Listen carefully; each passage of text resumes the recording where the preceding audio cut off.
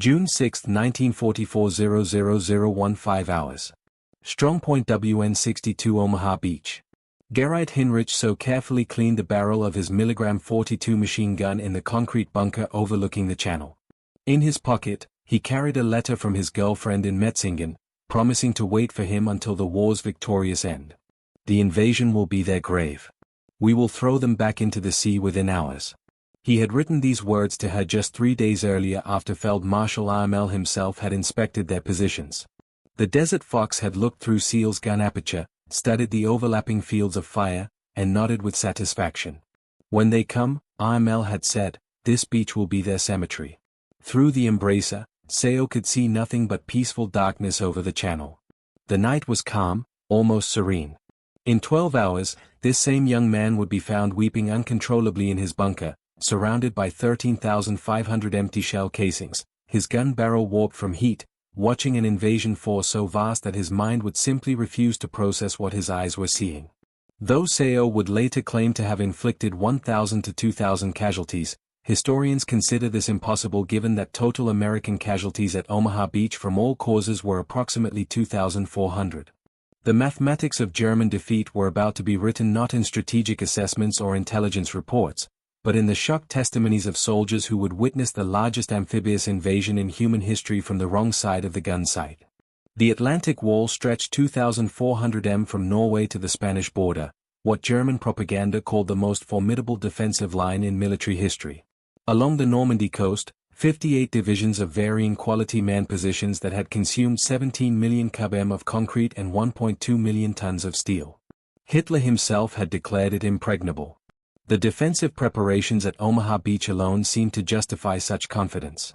The U.S. Army Center of Military History records that the Germans had constructed 8 concrete bunkers, 35 pillboxes, for artillery positions, 18 anti-tank gun positions, 45 rocket launcher sites, 85 machine gun nests, and 6 mortar pits.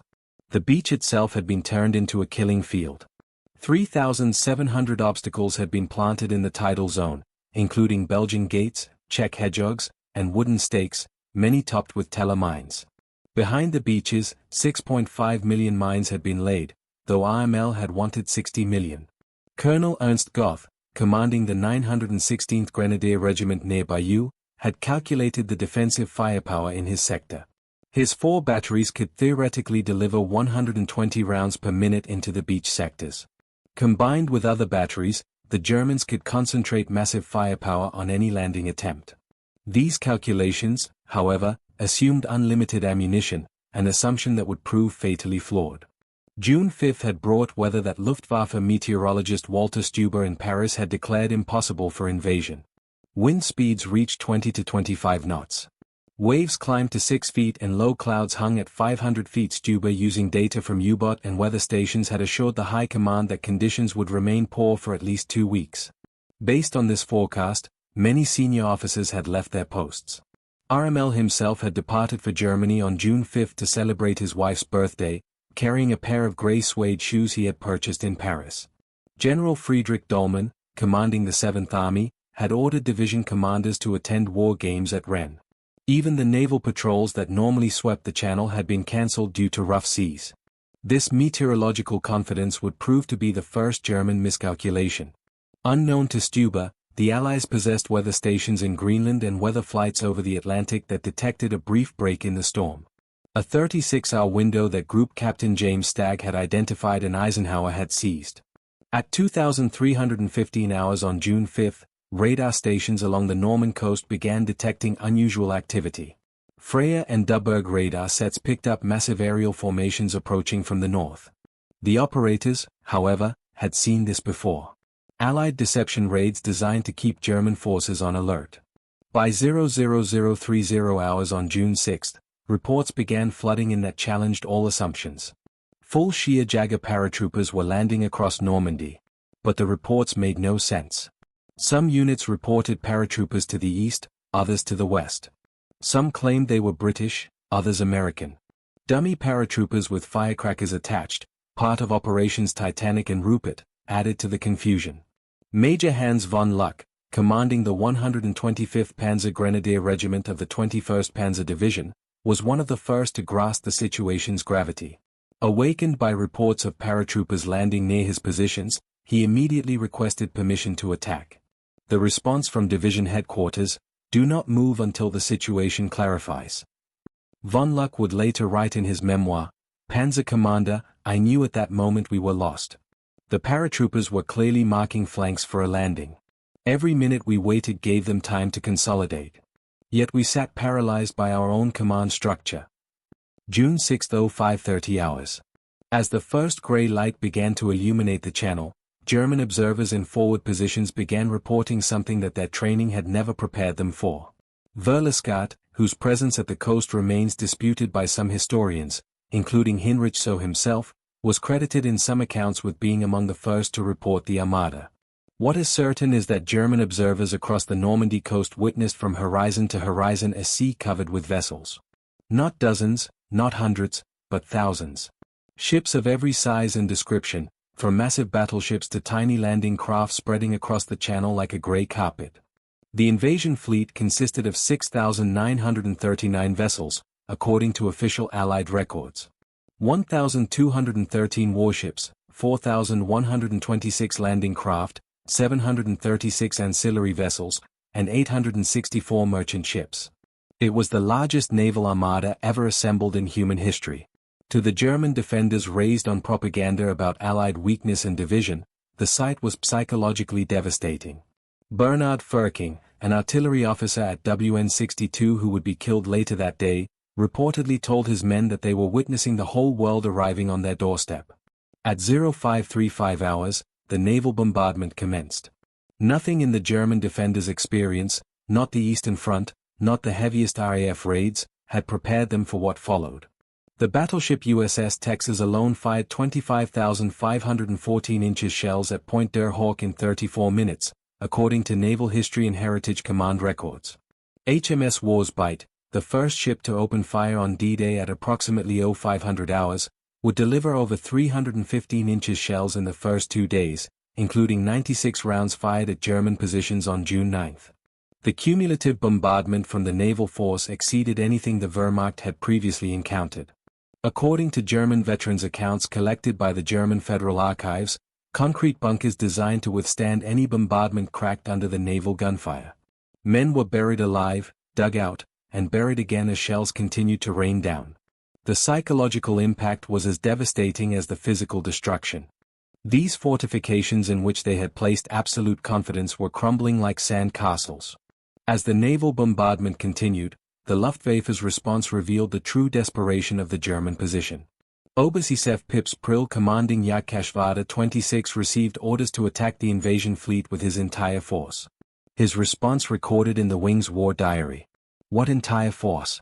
I have 2 planes."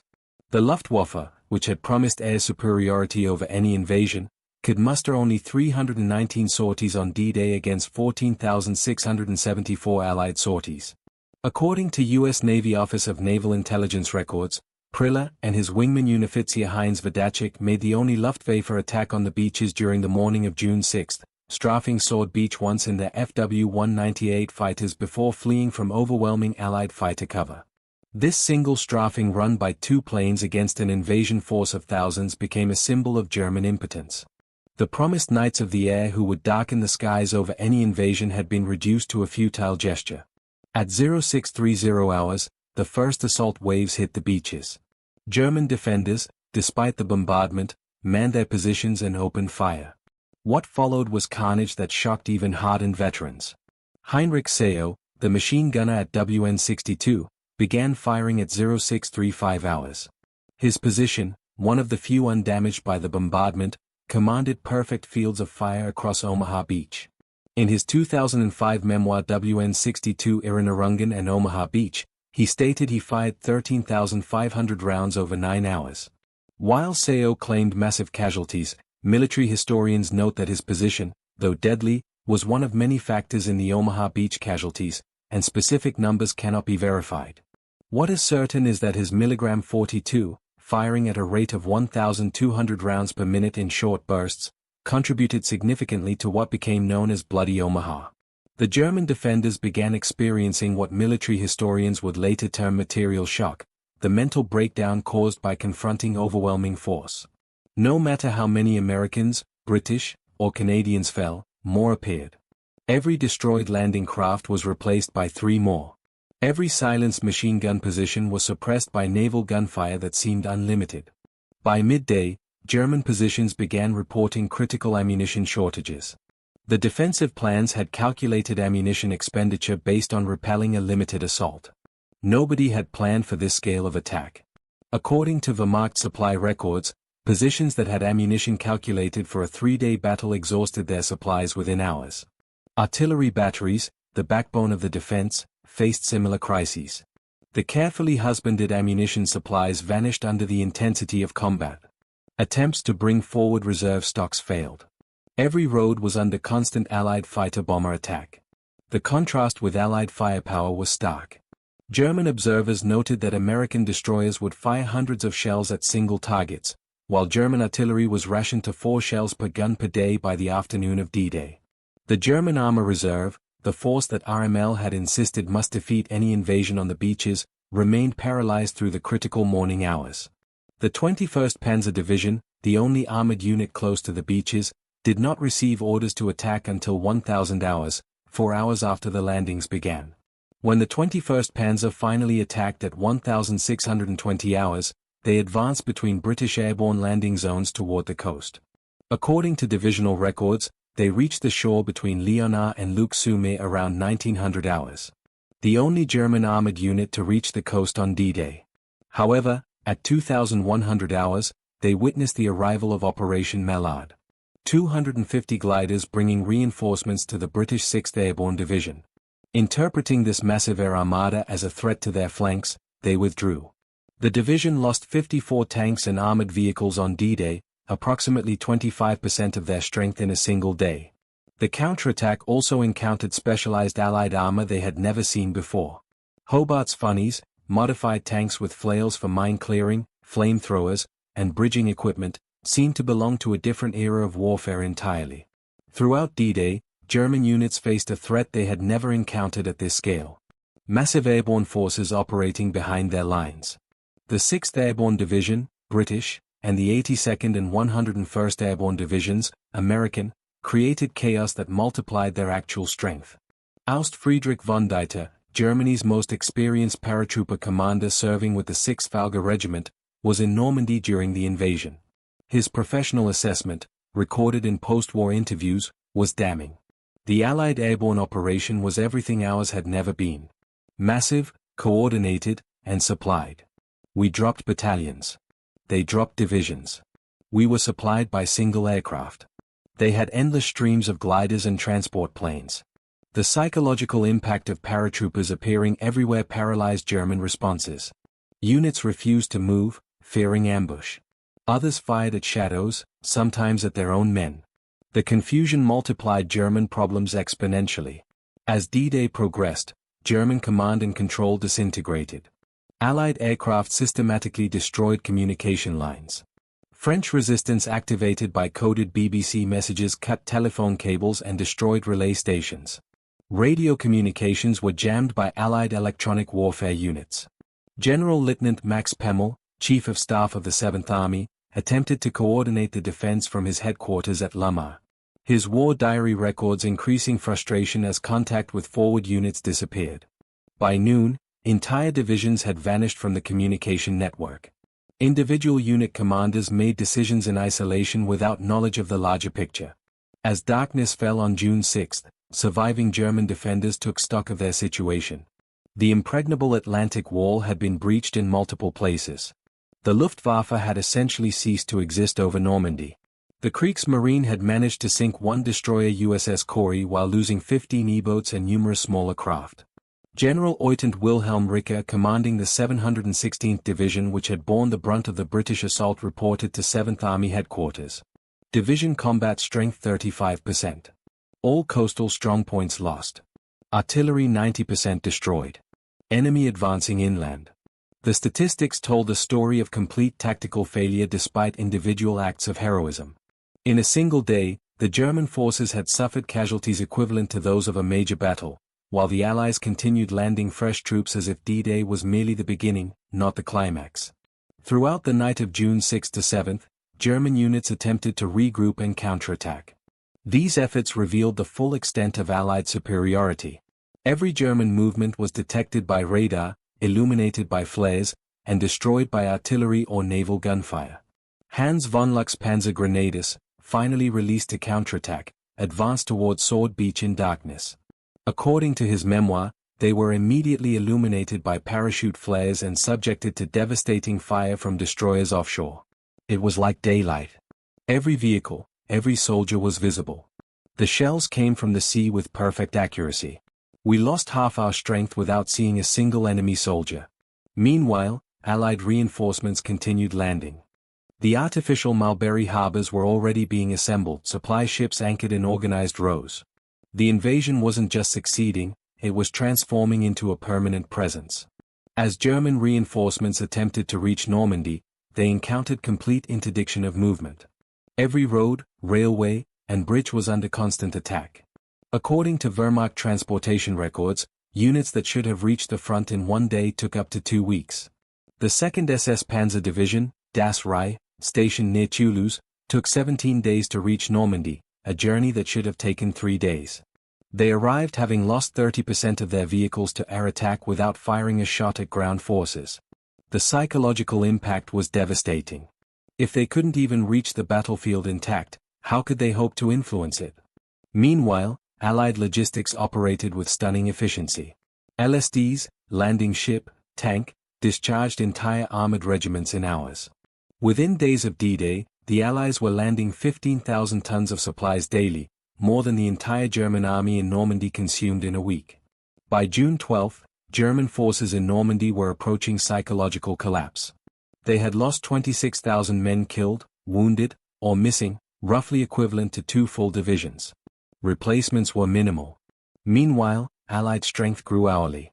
Corentin fell on June 12, linking Utah and Omaha beaches. The German paratroopers of the 6th Volksjäger Regiment, elite troops who had never previously retreated, withdrew in disorder. Their commander, Friedrich Fonda, reported to higher headquarters, "My regiment no longer exists as a combat unit. The survivors are psychologically broken." On June 13, SS Oberturmführer Michael Wittmann achieved one of the few German tactical victories in Normandy. According to British military records, he destroyed 13 to 14 tanks, 2 anti-tank guns, and 13 to 15 personnel carriers in the Battle of Villers-Bouage within 15 minutes. German propaganda seized on this victory as proof that German arms could still prevail. But even this victory revealed the futility of the German position. Wittmann's Tiger tank disabled in the battle was replaced by the Germans with difficulty. The British losses were replaced within hours. The tactical brilliance of individual German soldiers could not overcome industrial mathematics. Wittmann himself, with 138 confirmed tank kills across all fronts, was killed on August 8 when his Tiger was destroyed. Whether by British gunner Joe Ince of the Northamptonshire Yeomanry or Canadian forces remains disputed. The Wehrmacht's greatest tank ace was eliminated by an enemy that could afford to trade 10 tanks for 1 Tiger. The fall of Cherbourg on June 26 provided another psychological blow. This major port, fortified over 4 years and garrisoned by 21,000 men, was supposed to hold for months. It fell in 5 days of serious fighting. General Lieutenant Karl Wilhelm von Schlieffen, commanding the garrison, had proclaimed he would defend Cherbourg to the last bullet. Instead, he surrendered on June 26. In his post-war interrogation, he explained that resistance became meaningless against unlimited enemy resources, a theme that would echo throughout German accounts of Normandy. Operation Cobra, beginning July 25, delivered the knockout punch to German forces in Normandy. According to official U.S. Army Air Force records, the preparatory bombardment involved 153 heavy bombers, 380 medium bombers, and 550 fighter bombers, dropping over 4,100 tons of bombs in a concentrated area just 7,000 yards wide and 2,500 yards deep. General Lieutenant Fritz Bohlein, commanding Panzer Division, reported to Army Group B, "My division is annihilated. The psychological effect on the survivors is indescribable. They are no longer soldiers, but broken men." The bombing was so intense that it killed Lieutenant General Leslie McNair, the highest-ranking American officer killed in the European theater, who was observing from what was thought to be a safe distance. If American generals weren't safe from their own firepower, what chance did German soldiers have? The files pocket August 12 to 21 became the graveyard of German forces in Normandy. According to Allied intelligence reports confirmed by post-war German records, approximately 10,000 Germans died in the pocket and 50,000 were captured. Over 300 tanks and armored vehicles were destroyed along with 2,500 other vehicles. German soldiers attempting to escape described scenes of apocalyptic destruction. Roads were carpeted with dead horses and burning vehicles. Allied fighter bombers attacked in waves every 20 minutes. Artillery fell continuously. The systematic destruction was so complete that many soldiers simply gave up, preferring captivity to certain death. The final accounting of the Normandy campaign tells a story of complete German defeat. German losses June 6 to August 31. Approximately 320,000 casualties, 30,000 killed, 80,000 wounded, 210,000 missing or captured. 2,300 tanks destroyed. Virtually all armor in France. 2,127 aircraft lost. Allied losses 29,672 casualties with replacements exceeding losses daily. Approximately 4,000 tanks lost replaced within weeks. 11 aircraft lost from a force exceeding 13,000. The disparity revealed the fundamental truth. Germany was fighting a nutritional battle it could not win against an enemy with virtually unlimited reserves. Professional German military officers provided the most objective assessments of the disaster. General Dien's Truppen Heinrich Abarbark, who assumed command in Normandy after Rommel was wounded, reported to OKW on August 1. The enemy's material superiority is at least 20 to 1 in artillery, 10 to 1 in tanks, and absolute in aircraft. He can replace all losses within days. We cannot replace anything. General Hans-Spittel, Rommel's chief of staff, wrote in his 1949 memoir. Normandy proved that courage alone could not overcome industrial supremacy. We faced an enemy who had mechanized not just warfare, but victory itself. General Feld-Marshal Erwin Rommel left the most powerful testament to the Normandy experience. In his final report to Hitler on July 15, 2 days before being severely wounded by Allied aircraft, he wrote, "The troops are fighting heroically everywhere, but the unequal struggle is nearing its end. The enemy's overwhelming superiority in men and material is beginning to tell. I must beg you to draw the necessary conclusions without delay." This was military language for complete defeat. Rommel, Germany's most celebrated commander, was telling Hitler that the war was lost. The Normandy campaign revealed that World War II had become a production war. German soldiers witnessed American industrial capacity that defied their comprehension. Ford's Willow Run plant alone produced one B-24 bomber every 63 minutes at peak production. American factories produced 96,000 aircraft in 1944. Allied ammunition expenditure in one day exceeded German production in a month. A single American division consumed more supplies daily than an entire German corps.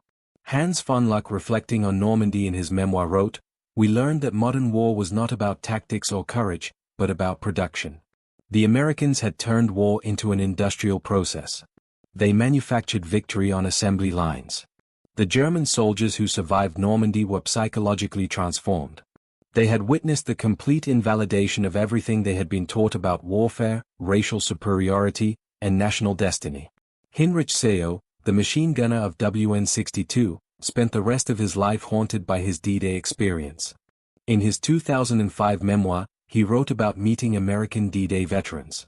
"We all realized we had been young men thrown into an industrial slaughterhouse.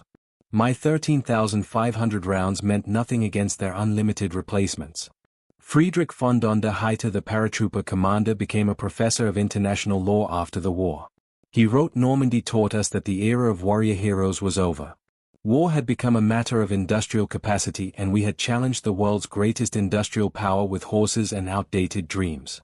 D-Day from the German perspective was not merely a military defeat. It was a complete ideological and psychological collapse.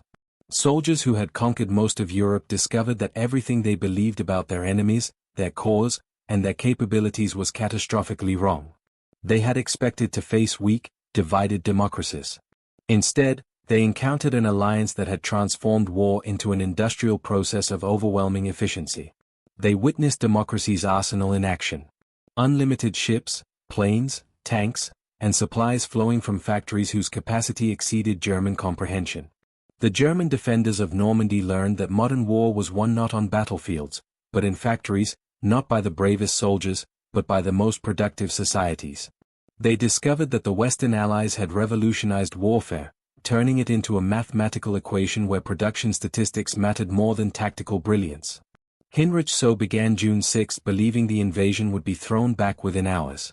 He ended it surrounded by thousands of empty shell casings, watching endless waves of Allied reinforcements land on the beach his position was supposed to control. His experience embodied the larger German tragedy in Normandy. Tactical success drowned in strategic impossibility.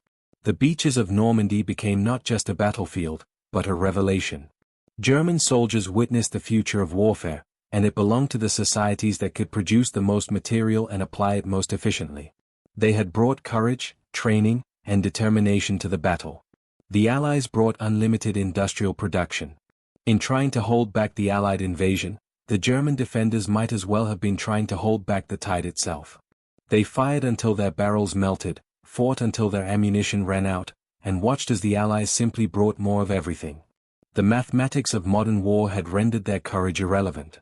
The German soldiers who faced D-Day learned history's hardest lesson.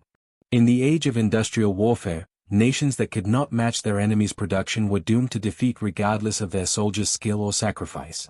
They began June 6 as warriors of the Third Reich and ended it as witnesses to the arsenal of democracy in its full terrifying efficiency. Their defeat was not just military but total. A crushing demonstration that the Nazi vision of racial superiority and military dominance had collided with the reality of Allied industrial supremacy and shattered completely. The invasion they had promised to throw back into the sea had instead swept them away, carrying with it the last illusions of German victory.